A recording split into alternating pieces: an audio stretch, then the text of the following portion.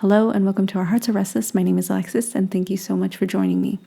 So a few weeks ago, I was listening to the Matt Fradd show because I saw that Jordan Peterson was on his show. And I'm sure you know who Jordan Peterson is, but for those of you who don't know, Jordan Peterson is a psychology professor. He works at the University of Toronto. He works for the Daily Wire as well, and he gives lectures around the world. And he's famous for his 12 Rules of Life for Life book, in which he helps men get their lives together, basically. And I was a very big fan of Jordan Peterson back in the day, back in 2015, 2016, when he was doing the whole, he's fighting the good fight against gender ideology, pronouns, the pronoun wars, things like that.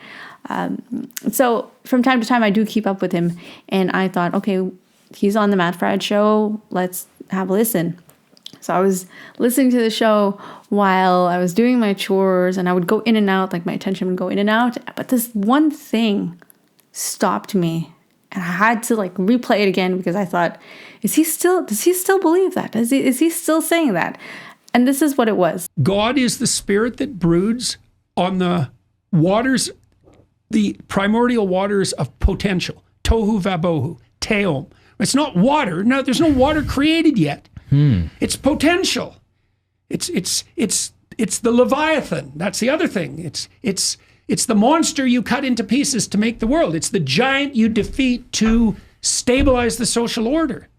It's potential itself. And then I thought, I've heard this before.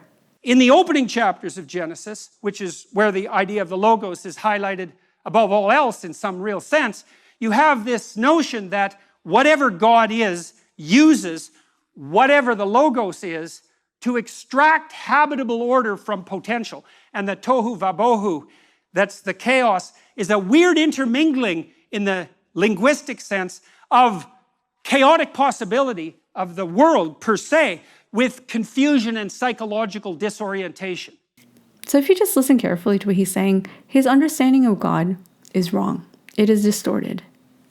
And let me just preface this by saying this is not a Jordan Peterson bashing video. I think what he does, to the masses, especially for those who don't believe, or for those who are, who are having a hard, difficult time in life, to get these people to think about God and about just, about what it is to be a human being.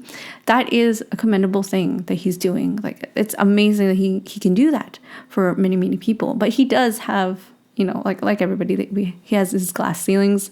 But in this, because he does have such great influence on so many people, on millions of people, and especially for those who are just searching, wanting to know what life is about, and then they come into contact with Christianity, and even though he doesn't profess himself to be a Christian, he does explain what the Christian God is like.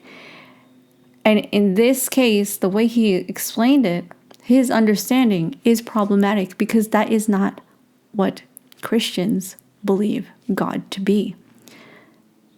I will go into this. So this is not to bash Jordan Peterson. This is just to show that he has a misunderstanding when it comes to Logos, God. I even battled with, telling myself, should I even do this?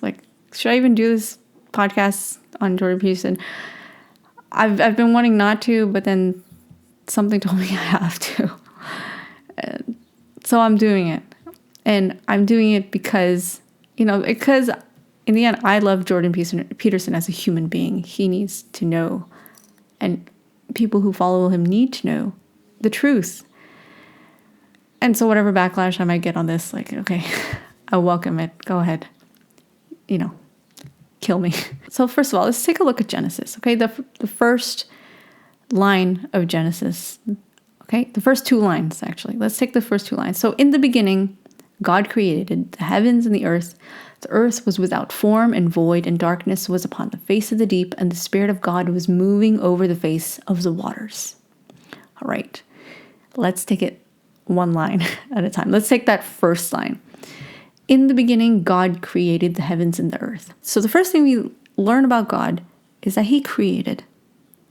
And the Hebrew word to create that they use, that they attribute to God in Genesis is bara.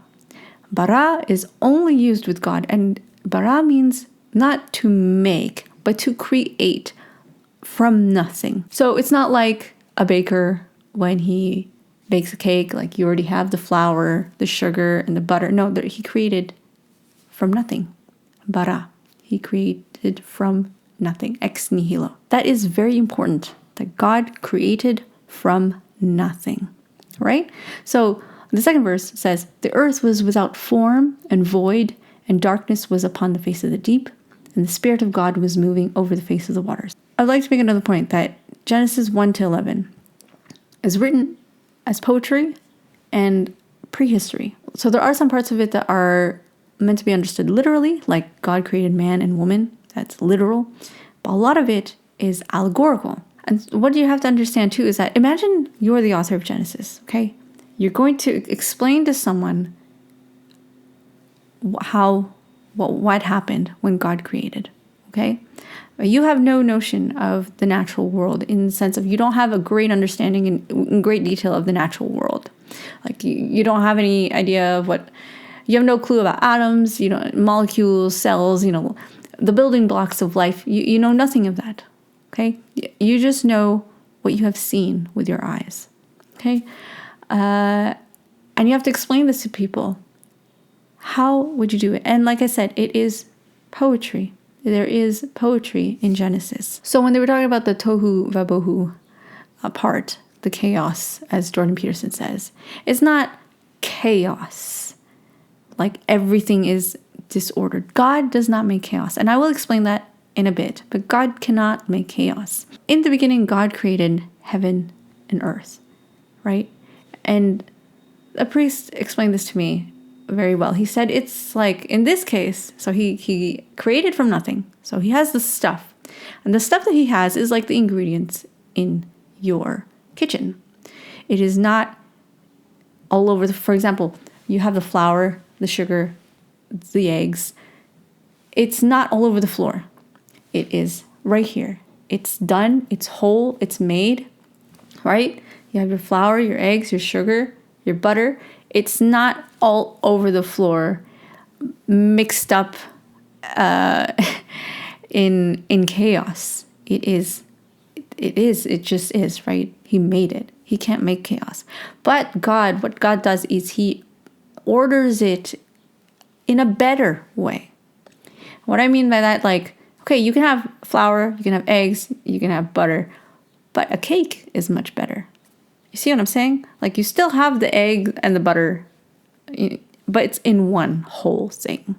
And it is in a better state than what it was. And it is God can have fun. Like, he wants to have fun. He will have fun in creating. I think the tohu vabohu thing is where if you look at Genesis, he creates things.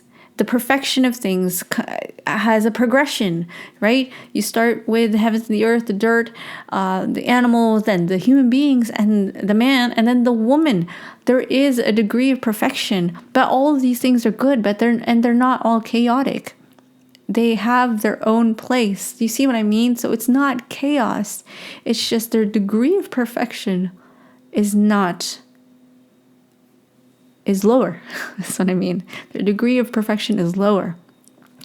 And since human beings are, the closest thing in terms of created things on earth to be like God, then of course we are more perfected. We are better. We are the better cake, I guess. So that's what it was. It was not a whole. When God created from nothing, he created chaos because he is perfection. He is God. God cannot make chaos. And that is the antithesis of what God is. So let's talk about this metaphysically, right? So what did St. John say to the Greeks? So he said, in the beginning was the Word. Wait, not the Word. Let's change that. The English is not good enough because it doesn't encompass what St. John explained to the Greeks. And St. John, what he used was the word logos. I know I say logos. I can't say logos anymore because Dr. E. Michael Jones is just has just so much influence. I always hear him say logos. Anyway, so in the beginning was Logos, and Logos was with God, and Logos was God. He was in the beginning with God. All things were made through him, and without him was not anything made that was made. We can see here that St. John does allude to Genesis by using in the beginning, right? Immediately, whoever, especially the Hebrews, Israelites, if they read that or if they heard that, they would remember Genesis 1.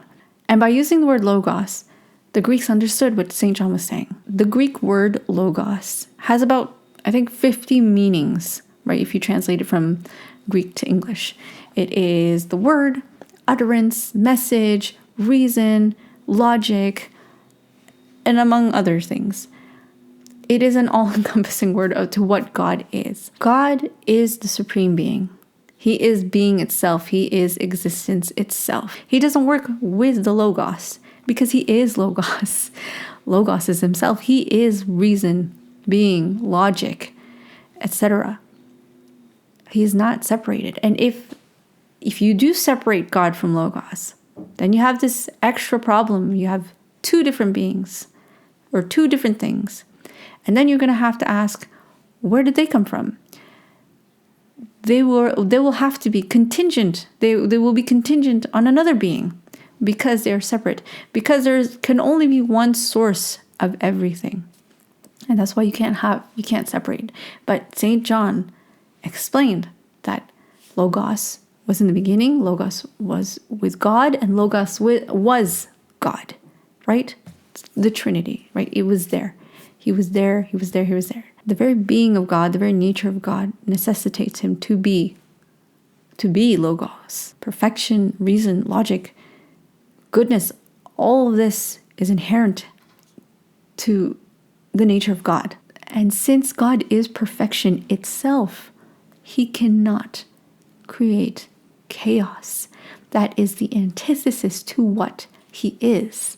I wish Matt Fradd, address the topic a little more, but the thing is, like, Matt Fradd was confused, and I can understand why, because Jordan Peterson, he tends to make simple things complicated by using a lot of words, and many people might think like, oh, that's so eloquent, so intelligent, and like, I mean, yes, I'm sure he is a very intelligent man, probably more intelligent than me, but he uses too many words and he goes on tangents, and then he gets back to the thing, but then you forgot what you were talking about, and all these other things that he was talking about had nothing to do with the subject in the first place.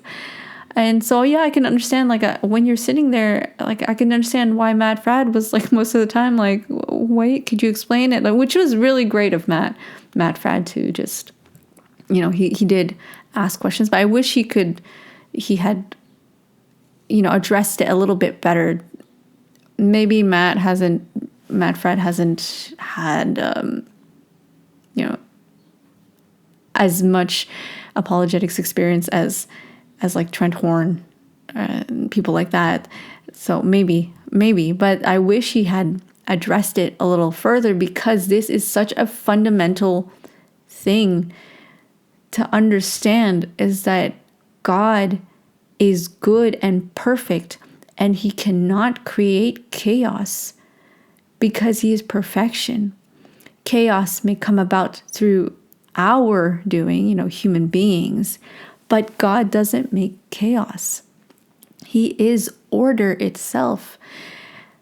And God is Logos. He is not separate from Logos. He is Logos. John explaining to the Greeks that God is Logos was a revolutionary idea, that this being is a person, this Logos is a person, and it's not just a thing, which is something that the Greeks didn't understand, but the Hebrews did. So it is a mix of Greek philosophy. Christianity is Greek philosophy and Hebrew history. Putting them together, it makes Christianity. You cannot do without both.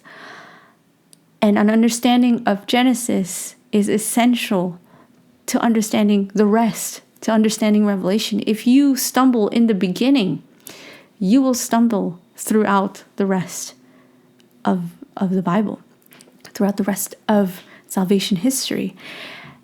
And I think it is very evident in the way Jordan Peterson explains his belief about God and the way he expresses himself, because he is, in his mind, perhaps still pretty much in chaos, jumbled up. Maybe it's just me. Anyway, I hope this was interesting for you guys. Let me know in the comments below what you thought if you listened to the interview with Jordan Peterson and Matt Fradd, what you think of it. And let me know if this has helped as well.